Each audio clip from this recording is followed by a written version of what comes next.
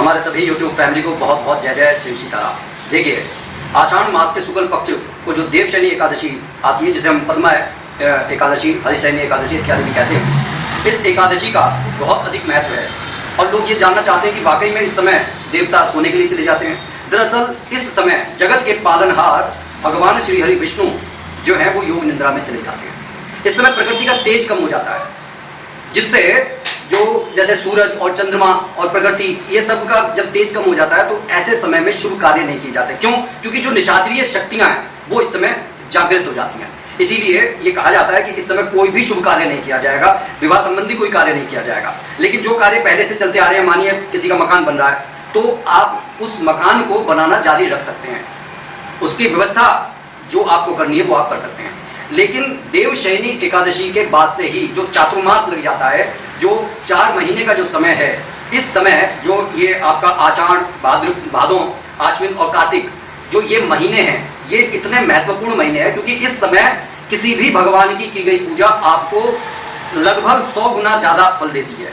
अगर आप कोई बुरा कर्म करेंगे तो वह भी आपको 100 गुना होकर उसका फल मिलेगा। इसलिए कोशिश ये करनी चाहिए कि चतुर्मास में व्यक्ति जितना भी बुरे कर्म करने से बच सकता है बचे। अगर किसी का कोई दिल दुखा रहा है तो ये आप समझ लीजिए कि वो अपने आने वाले भविष्य के लिए एक अंधकार का सौदा कर रहा है। वो अंधकार खरीद रहा है, ना सिर्फ अपने लिए बल्कि अपने घर और परिवार के लिए। इसलिए जो लोग अपने घर से, अपने परिवार से प्रेम करते हैं, उन्हें तो ये सोचकर कोई भी कार्य करना चाहिए कि भाई जो मैं कर रहा हूं इससे सिर्फ मेरे को ही हानि नहीं होगी, इससे मेरे परिवार को भी हानि हो सकती है।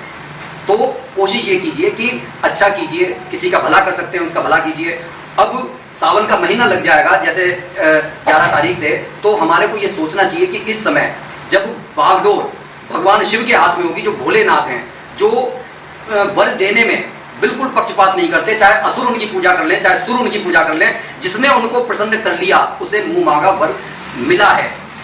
इसीलिए ये कहा जाता है कि इस समय जो सावन का जो महीना है, इस समय अगर आप ढंग से भगवान शिव की पूजा कर लेंगे तो आप ये समझ सकते हैं कि अपने जीवन में जो आपकी इच्छाएं कभी पूरी नहीं हुई हैं, आप उन्हें पा सकते हैं। क्योंकि भगवान महादेव तो वो हैं जो मृत्यु को भी टाल दें। तो हमारे को समझना चाहिए, कौन से एक महर्षि थे, उनकी सिर्फ 10 वर्ष की आयु निश्चित थी, लेकिन उन्होंने जब महामृत्युंजय का जाप किया, भगवान शिव की शरण में चले गए, तब उन्होंने काल को भी जीत लिया। तो समझने का प्रयास कीजिए कि सावन के महीना जो चतुर्मास में ही अब आ रहा है, इसमें आप भगवान शिव को प्रसन्न कीजिए। और भगवान श्री हरि विष्णु इस समय योग निद्रा में चले गए, तो इसका ये अर्थ नहीं है कि अब आप उनकी पूजा करना छोड़ देंगे। जो व्यक्ति भगवान श्री हरि की पूजा करते हुए आ रहे हैं, उन्हें भगवान श्री हरि की पूजा करनी चाहिए।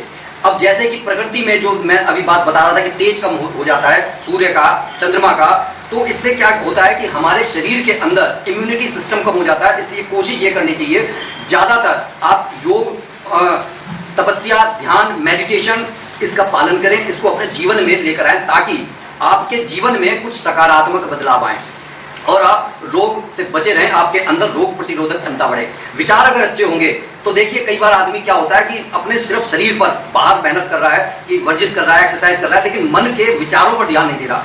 लेकिन समझने की कोशिश कीजिए, मन के जो ये विचार हैं, ये आपके जीवन की, आपके शरीर की आधारशिलाएं। अगर ये कमजोर होंगे, आप बाहर से कितना भी मजबूत कर लीजिए, लेकिन अगर आपके मानसिक स्तर पर आप कमजोर हैं तो समझ लीजिए कि बाहर का एक भी झोंका आपके अस्तित्व को मिटा सकता है। तो इस समय चतुर्मास में आप दृढ़ संकल्प के साथ, देखिए हर कोई पूरी तरीके से ना पूजा पाठ कर पाता है क्योंकि घर की जिम्मेदारियां इतनी ज्यादा होती हैं, लेकिन आप एक काम कर सकते हैं, आप नित्य ध्यान कीजिए, योग कीजिए, मेडिटेशन कीजिए, भगवान का नाम ले लीजिए और घर की जिम्मेदारियों को निभाएं और किसी का दिल ना दुखाएं। ज्यादा से ज्यादा अगर किसी की आप मदद कर सकते हैं तो मदद कीजिए। आप देखेंगे कि आपके ही जीवन में बदलाव नहीं आ रहा है, आपके घर परिवार के लोगों का स्वास्थ्य भी सुधर जाएगा और आप ये देखेंगे कि एक पॉजिटिव एनवायरनमेंट, देखिए पॉजिटिव एनवायरनमेंट हमें उस नेगेटिविटी से बचाता है, उस निशाचरी शक्ति से बचाता है जो हमारे पर इस समय अटैक कर सकती है। लेकिन जब हम पॉजिटिव होंगे तो आप ये समझ लीजिए कि वो नेगेटिव शक्ति हमारा कुछ नहीं बिगाड़ पाएगी। लेकिन ये होगा कब? जब आप विचारों से शुद्ध होंगे, घर परिवार के साथ मिलकर बैठेंगे, हंसेंगे। और अगर मान लीजिए कभी किसी ने कोई बात कह दी, कोई बात बुरी लग गई, तो आप कोशिश कीजिए कि उस बात को नेगलेक्ट, इतना दिल का ताड़ अगर बनाने की कोशिश कीजिए, करेंगे तो आप ये पाएंगे कि नकारात्मक शक्ति आपके घर पर हावी हो रही है। तो कोशिश आपकी है, प्रयास आपका है, जीवन आपका है, और उसके बाद में जो फल मिलेगा, जो परिणाम मिलेगा, वो भी आपको ही प्रभावित करेगा। तो इसी के साथ आषाढ़ मास के शुक्ल पक्ष की देवशयनी एकादशी का आप सभी को बहुत बहुत शुभकामनाएं। और आने वाले इस चतुर्मास में आप सभी के भविष्य को लेकर भगवान से यही प्रार्थना करता हूं कि वह सदैव आप पर, आपके घर परिवार पर अपना स्नेहिल आशीर्वाद बनाए रखें, आपके जीवन में आने वाली सभी समस्याओं का वो समाधान कर दें और आपके अंदर इतनी आत्मशक्ति भर दें कि आप किसी भी समस्या से टकराने के लिए सदैव तैयार रहें। और बाकी तो जब भगवान का हाथ रहता है तो समस्याएं अपने आप उलझी हो जाती हैं। बोलिए जय जय श्री सीताराम।